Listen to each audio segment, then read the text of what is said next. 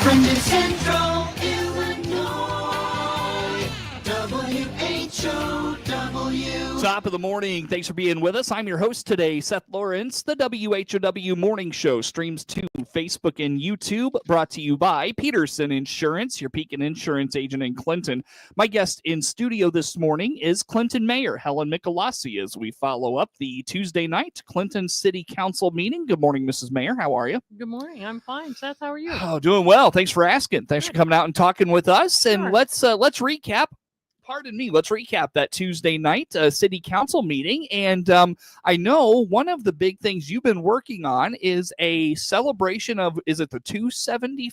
250. 250 next summer. We're looking at that. What's going on there? Tell us about this effort. The America 250, celebrating America's 250th birthday. Next July 4th, we're planning some events. And then hopefully that week, maybe in the fall, we'll do something with school children as well. It's a big deal, America turning 250 years old. Mm-hmm. It's a really big deal.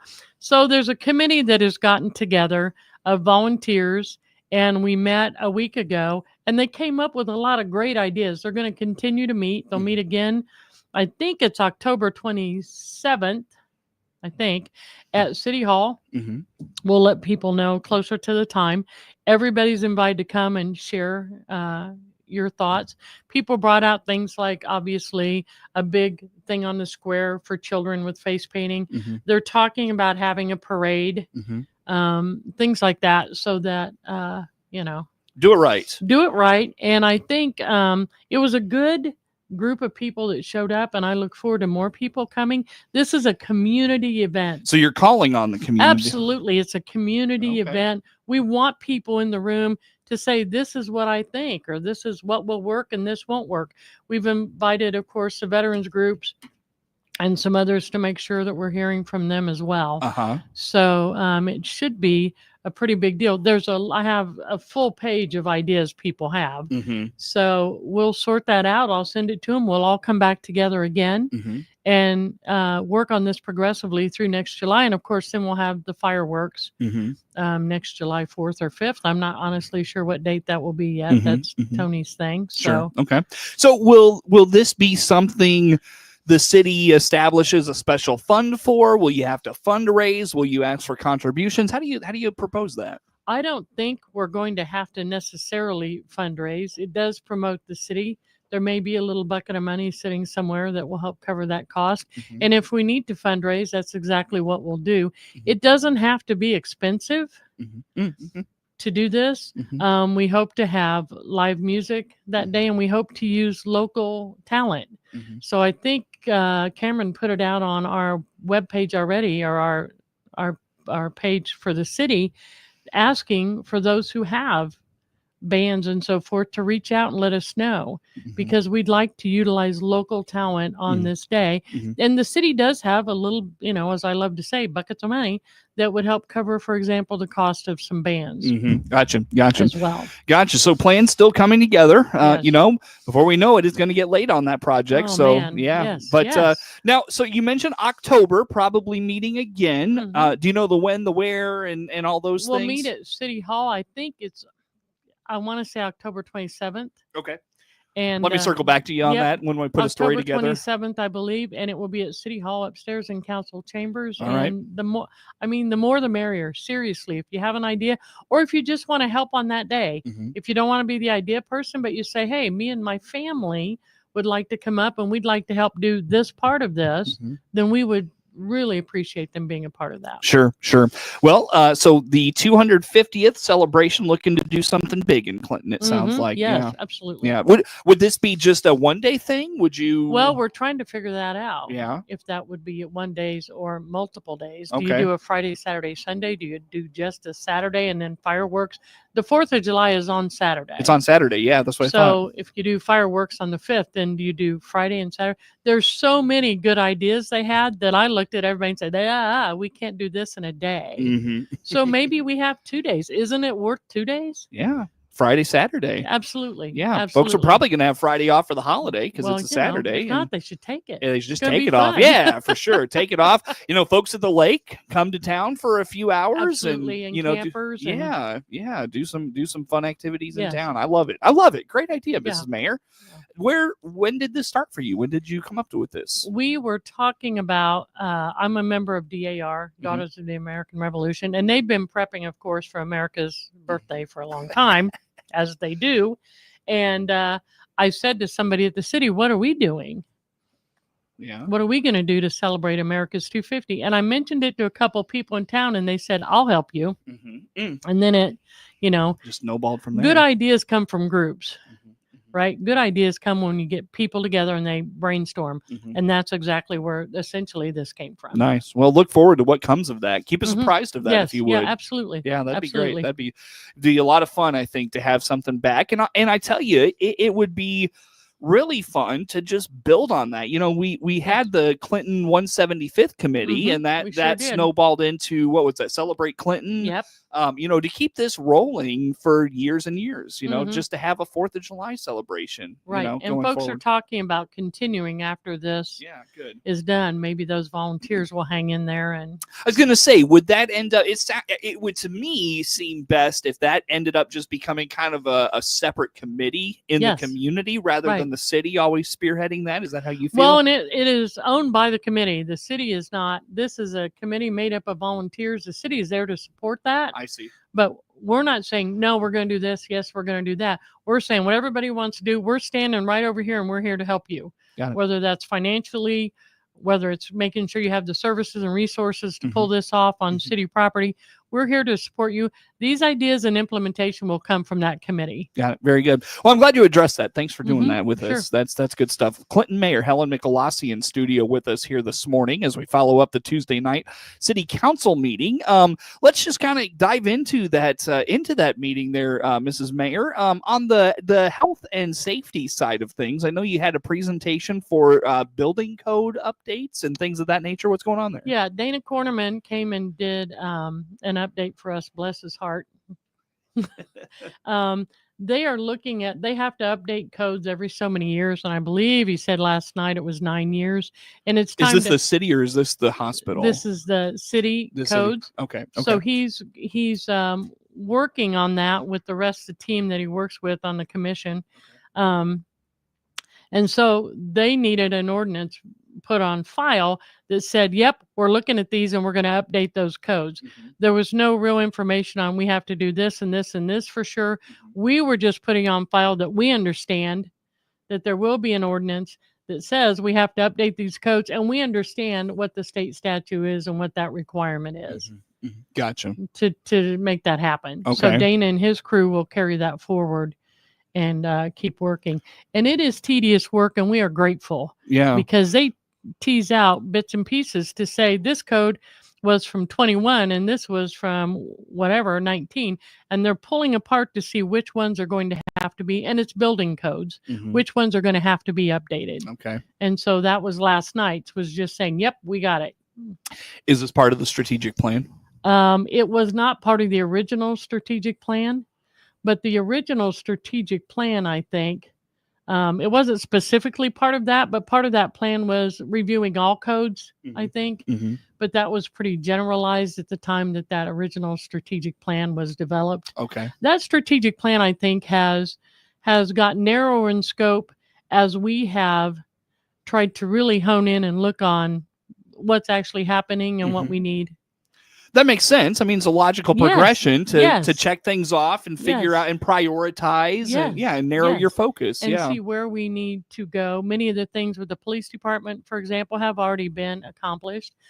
We are forever talking about a new fire station Mhm. and police station and city hall, and that's a huge part of that strategic plan. But I've met with several state representatives and senators to say, hey, I need a bucket of money for this, or Mhm. we need a letter of support. We need to figure out how we're going to build these. Mhm. And we can't just keep talking about it, Seth. We have to figure out where's the money coming from and where are these buildings going to be. Okay. So that's kind of what this change again in that strategic plan is. We need to keep stepping out, moving forward, and not just Kicking Meeting. the can. Yeah, Kicking the can down the road. So, on that note, Mrs. Mayor, I would think probably of all the things in the strategic plan, that's one of the biggest. It's Mhm. probably the of top of mind in terms of Mhm. importance. Absolutely. Where do we stand on that process? I am perpetually driving around looking for a place to put these because You've probably know. worn out city streets. Looking oh my for a spot. gosh, I drive by and I say, hey, maybe that. Well, how big is that? Is Yeah. that 2 lots or 1 lot? Because it matters where they are. For Mhm, example, my opinion here, and please remember, I'm one of 5 votes, as I tell people all the time. I'm one of 5, but I think that City Hall and the police department should be in the same building because of enforcement and because of the constant contact. That makes sense. The fire station does not need to be in the same complex as those two. And maybe experts say it should be offset somewhere else in case there's an emergency. You don't lose both of your emergency service areas there. But the police department should be closer to the county building. So that puts your perimeter, that goes a few blocks out, and then where are you going? So it's things like that we have a lot of conversations about. What about that lot? I've seen where that house had that fire several years back. They raised it. It's right across from the county building. I don't know what that street is. It's on the west side there. It's on Jackson Street. Is that Jackson Street? It's on Jackson Street. What about that lot there? I don't know. I think that's a standard, probably 5,000 square foot lot, and they would not be maybe big enough for City Hall. And it's a residential lot. Okay. And it's 1 lot, I believe. Yeah. So when you talk about a new police department, for example, our squad cars need to be undercover. Yeah, sure. They need to be in a garage. Right now they sit out. They literally have to go out and start them and scrape them in the winter, which I think is just abhorrent, just horrible for first responders to ever expect them to do that. So we need a garage. So when you start talking about, we don't just need a building, now we need a garage. And, it's like the fire department. They have a building now, but they need one so much bigger because the fire trucks barely fit where they are. Right. Yeah. And if you go upstairs and take a tour of the fire department where the fellas stay while they're on, oh my gosh, it's so small. It's horrible. Yeah. It's horrible. So space matters. You can't put any of the 2 buildings, I don't think, on a plain city lot. Would you want a multi-layered facility in terms of like multi-level? Sorry, I should have said multi-level, not layered. Right, that's okay. But I think if you're talking about City Hall and the police department, right now, when you come up to City Hall to walk in that door where it says Clinton Police Department, there's no ramp there. You have to go around, you take an elevator in and come in the back way. So 1 level means you are ADA compliant. Okay. And you're also ADA compliant for City Hall because right now that elevator is a dicey little proposition to get that fixed in that building. Yeah, you don't have to worry about No. and I would think it's cheaper too because you don't have to put in an elevator and all these other things. We don't need a Taj Mahal. Right. We need a safe, well laid out with a good footprint building for people to work in. Yeah. Well, okay. So, property is hard to come by, but if this is a priority, you're going to have to make a decision at some point. So what are the possibilities right now in terms of a property that's reasonable? There's a few properties that are empty, but they're sort of like the Y is going to use the green space on North Center Street. So some are currently have buildings on them. Maybe they won't down the road. We know that the buildings on the corner of Main and Quincy, for example, Doc Allen's old buildings. Now, again, I thought the water tower was going to go there. It is going to go on the south end of that. Okay. But there's actually that whole side of that whole block will be empty. Okay. Will be empty because the water tower goes on that first part where the laundromat was, if you will. And then there's where the other apartment building was. I should know. I lived there 100 years ago. So you just have to look at what's going to be empty, what may be empty, and is something going to have to come down? Maybe. If somebody says, yeah, you can buy my property and raise that house, then that gives us another option. Right. Well, and then, okay, my thought is, could you take the existing, and we got to get a break in here really quick. I'm sorry. Could you take the existing water tower, bring it down over time once you put the new one up? Could you bring that down and put something there? Yeah, see, I don't know. I hadn't thought of that. We'd have to look. On one of my tours of the city, I will look at that and see that space because I hadn't Yeah. thought of where that is on Quincy. With that break in mind, Mrs. Mhm. Mayor, real fast, what's kind of your timeline on making decisions? And again, folks want to know, where's the money coming from? How's this going to get paid for? Right, and that's the big $100,000 question as well. And we recently started looking at rural initiative grants as well, especially for fire and first responder. Mm-hmm. So we're exploring what those options are. Does the city have money it could contribute to The this? city has money. City does not have nearly enough buckets of money Mhm. to pay for these. Got it. So gonna have So to we're going to find it. pool some money together. Yep.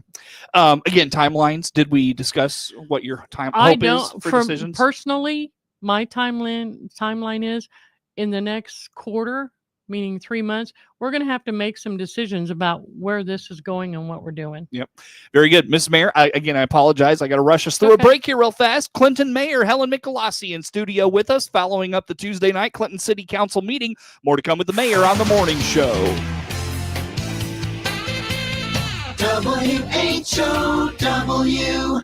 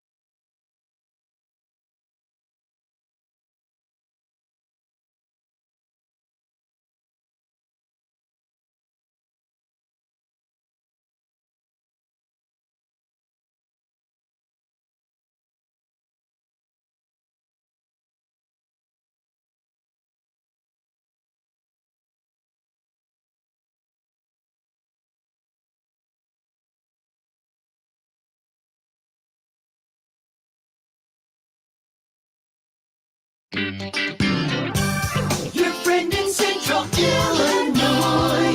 WHOW. Once again, a good morning. Thanks for being with us. I'm your host today, Seth Lawrence. The WHOW Morning Show streams to Facebook and YouTube, brought to you by Peterson Insurance, your Pekin Insurance agent in Clinton. Again, my guest in studio today is Clinton Mayor Helen Michelassi, following up the Tuesday night Clinton City Council meeting. Mrs. Mayor, let's dive into the agenda from last night. Apple and Pork Festival next weekend. We going to see you there?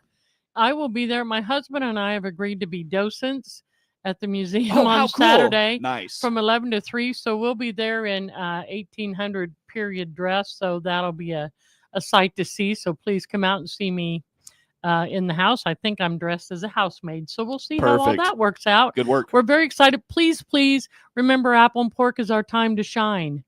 So rake your yard, Mow your yard. Yeah, mow your yard, pick things up a little bit. Let's make a really great impression. Let's show people what Clinton is, which is a great community. Mm-hmm. We're going to have 80,000 people over a weekend visit our home. Let's, do that 1 hour pickup before they all get there. So that's important. Seth, I also wanted to talk about the Kiwanis Park. Their playground, the Michael J. Reedy Playground, will be dedicated on the 24th, a week from today at 5 p.m. at the park. Is it 24th a week from today? That is right. Yep. At the park. I just want to make sure I could be there. Yeah, at Sweet. 5 p.m. All right, sounds good. on the 24th. And we're very excited about that. That has been a challenge to get that playground done. But we're there. But we're there. The city workers really went above and beyond, Steve and all his crews, and Dan and everybody, and Tony, because it was, making sure it's ADA compliant and making sure it's a great safe place for children. It looks marvelous. If you haven't driven by, I keep going by and looking at it. There is a burn ban right now, Dan said at the city council meeting last night in the city of Clinton. So dry. Oh my gosh. So please don't burn. The exception will be that at Apple and Pork, because they have those fires at Apple and Pork to cook on, that the fire department will help them figure out how to keep that safe. Yeah. And those will be allowed to happen. Looks like we could see some rain Sunday, Monday of next week. So maybe that'll dry out that area a little bit, Well, or moisten that area a it little up a yeah, little yeah, bit, because there is a pretty big concern about having that done. So please remember, please don't block off all the places in front of your house. Let people park. I know it's a pain in the neck for 2 days concerning Apple and Pork, but we can all get through this together. Please come out to Apple and Pork. Please volunteer. There's 2 quick things, because I know we're almost out of time. That the Genealogical Society is looking for volunteers. Last night, Terry Lemmel was there and talked about the program at the Soldiers Plot at Woodlawn Cemetery. If you haven't driven out to the cemetery, look at the Soldiers Plot. You'll see rows and rows of stones that have literally been dug up and reset. You can see the bottom part of the stone is brown. That's how much that soldier stone had recessed into the ground. They dig them out, clean them off, and reset those stones. She needs volunteers. I can tell you, I did it one morning with her for 4 hours. It's unbelievably hard work. She needs some young, strong muscle out there as well. Please reach out to her for that. And the museum, and please reach out to the museum and not-for-profits and see if you can help during Apple and Pork. Give them 2 hours. A 2-hour shift is a big deal. So if you work with a not-for-profit or know a not-for-profit has helped your family or your neighbor's family, call them up this week and say, hey, what can I do? I got 2 hours on Saturday or Sunday, and I will help you. It's a big deal. It's big for our community. Those non-profits use that money to operate for a year, some of them. Mrs. Mayor, well said. Always good to talk to you. Thanks for making time for us. Thank you so much. Absolutely. Clinton Mayor Helen Michelassi, our guest in studio, following up the Tuesday night Clinton City Council meeting.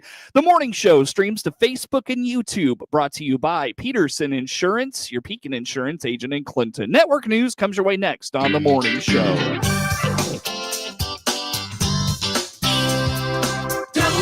WHOW.